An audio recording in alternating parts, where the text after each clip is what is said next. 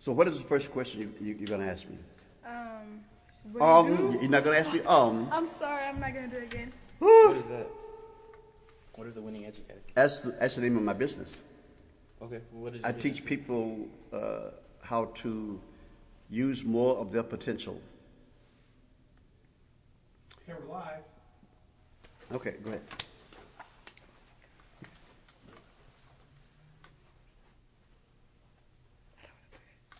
What is my name? Jay Thompson. What does that say?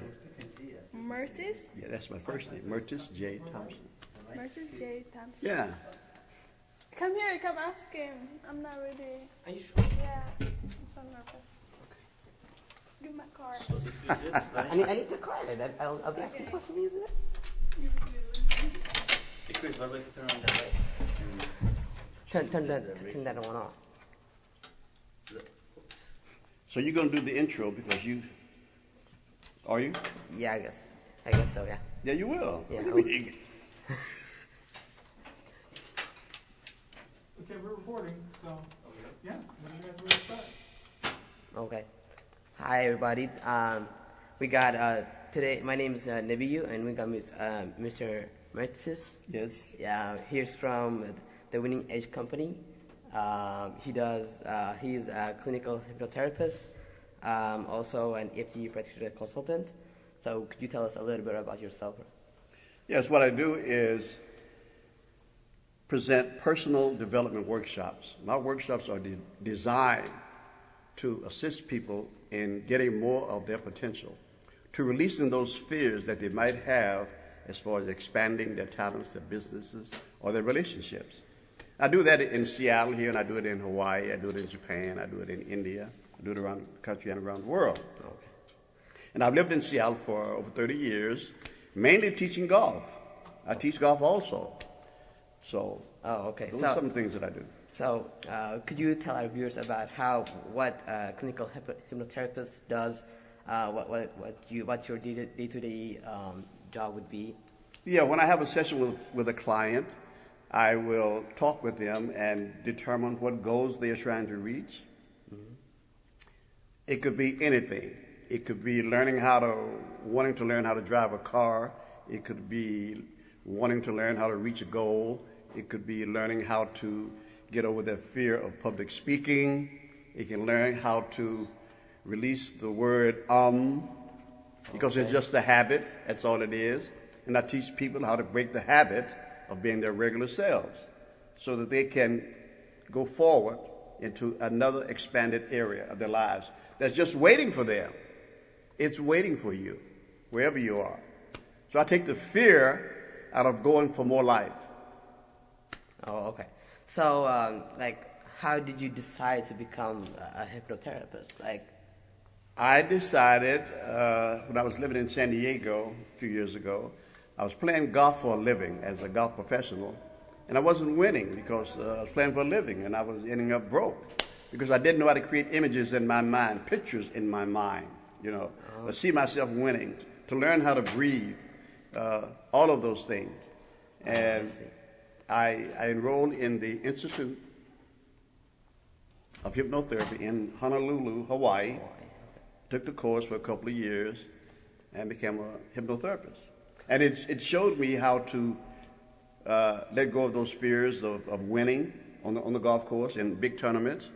It allowed me to get over my fear of public speaking, how to let go of the word and not be afraid to address an audience, whether it's 10 people or thousands. It doesn't matter now because I've gotten over those. Okay. Have you ever worked with big people in about pure public speaking? Although that's confidential. Oh yeah, I have. Yeah, it's easy. I take the self-consciousness out of public speaking because I think someone said that preparation is everything. Mm-hmm. Okay. If you're prepared and if you're passionate about what you're talking about, then that fear will automatically go away because you are so passionate about sharing your message with your audience that you forget about yourself. So public speaking is really forgetting about yourself and concentrating exclusively what you want to share with your audience. Doesn't matter what it is, but we all have a message. And to get that message out, we have to overcome the fear of talking with people. You know, Okay. You're not talking with animals, you're talking with people. Nobody's going to bite you if you mess up. So preparation is the key, though. True. So, like, how long have you been living in Seattle, though? How old are you? Right, I'm 21 right now. I've been living in Seattle 30 years. Oh, wow. Wow is right. Like, in Seattle, while living in Seattle, like, what kind of, like, have you ever had in contact with, different kind of youth, like, Oh, yeah. youngsters and teenagers, like? Yeah, I for many years I worked with the First Tee of Greater Seattle. It's a nonprofit. It's around the world, and what it is teaching kids how to bring life skills into their lives. It's about golf, but golf is the carrot. It's not so much about golf. It's about learning how to be comfortable in social situations. How to conduct yourself, how to go for a job interview, how to dress for a job interview, how to eliminate those words that we might use when people are talking to you. I think someone said here, and I'm going to dwell on preparation. If you go to a job interview, it will serve you well if you're prepared. That will take away the self-consciousness, the loss of words, because you know what you're there for.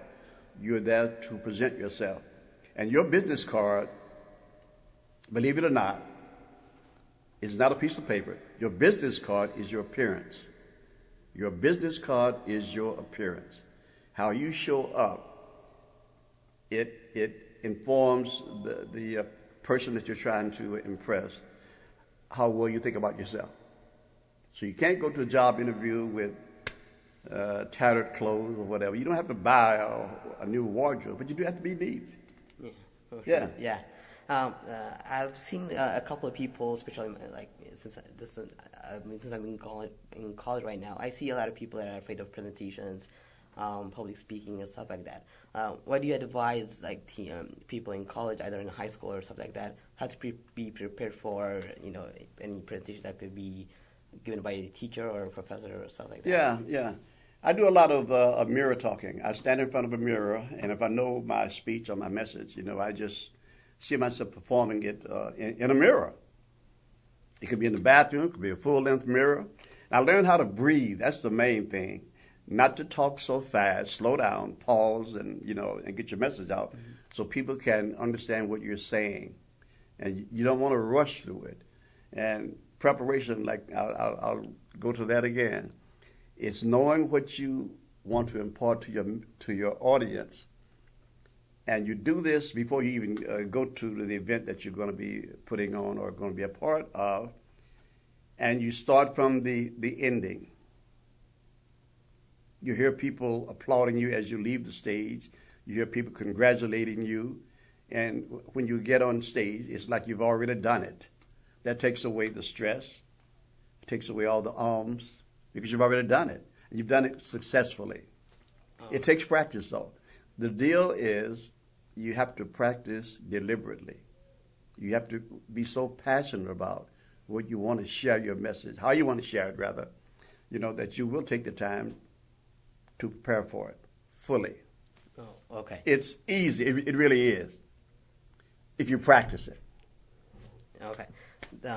Going a little bit broad of the surface, since you're from Hawaii. No. I put on workshops in Hawaii. Oh, Hawaii. Yeah. I was about to ask, did you do any kind of mentorships programs, in seminars and stuff like that? I'm doing mentorship programs right now with the SBA, that's and the Small Business Administration. Mm-hmm. It's downtown. We have an office downtown on 4th Avenue, and we also have one on Rainier Avenue. And anybody can come down there. It's free. If you're trying to reach a goal or whatever, we can help you develop a business plan or show you how to interview, prepare for an interview, and determine what you really want to do with your life. And you guys are very young now, but this is the perfect time to start. Determine what you would do if nobody paid you to do it? What would you love to do? You might have to reach back in your childhood, and what did I love to do as a kid? Everything that I'm doing right now, I did as a kid. Whether it was writing, I've written 4 books now, and I've got 2 in the works right now that are coming out shortly. I played golf as a kid. I painted as a kid. I ended up teaching art, selling my art around the world. I played golf for a living around the world. And I was writing for a newspaper at 17 with no experience, because that's what I like to do, what I love to do. And I would have done it for nothing. But I got paid for doing this, and I haven't had too many jobs. I don't do jobs very well because I can create my own job. And anybody can do that. Determine what you want, figure out how to do it, ask for help, ask for help, ask for help, because help is available. Oh, okay. A lot of people don't succeed because they're afraid to ask for help. Yeah. So, like right now, people, especially people that are going to college, tend to choose their careers or their jobs based on salaries, or is it a good paying job or not? But what do you think about it? Do you think they should follow their passion, or follow your heart? Follow your heart, and the money will show up. Do what you love to do. The money's going to come. I've never done anything for money, just for money. Sometimes I've taken a job just to go from one point to another, because those points were just pit stops. I wasn't going to be there forever, because I know that I have the ability to create whatever I want. And everybody, whether you're in college or not, they have the capacity to just find out what they want to do, what they would love to do, what they would do for nothing, whether people pay you or not. I've seen so many people, kids and all, go into school with one idea in mind, because their parents say, well, why don't you do this? And they do it. They don't like to do it, but they're obeying their parents. And they're miserable. So you have to really consult yourself. You really have to consult yourself. You have to ask yourself better questions. This is your life. You're not going to be here forever. So why not do something that you love to do? I mean, really love, that you do for nothing. That's what I did. The first job I had after getting out of the Academy of Art in San Francisco was I started teaching art to at-risk kids in the summer. I did it for free. I didn't want to get paid. But after that summer was over, I got a job, we can call it a job, teaching public school art. It just showed up. Oh. So I was doing what I love to do. Oh, okay.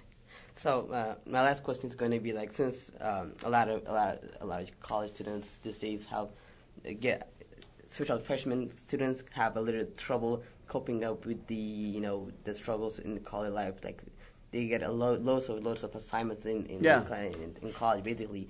So, like, could you share your personal experience, how to cope up with those problems, how to overcome those challenges while going to college? Yeah, you have to have a daily practice of learning how to let go of stress, of not worrying about your grades or trying to get better at this. Just take one day at a time.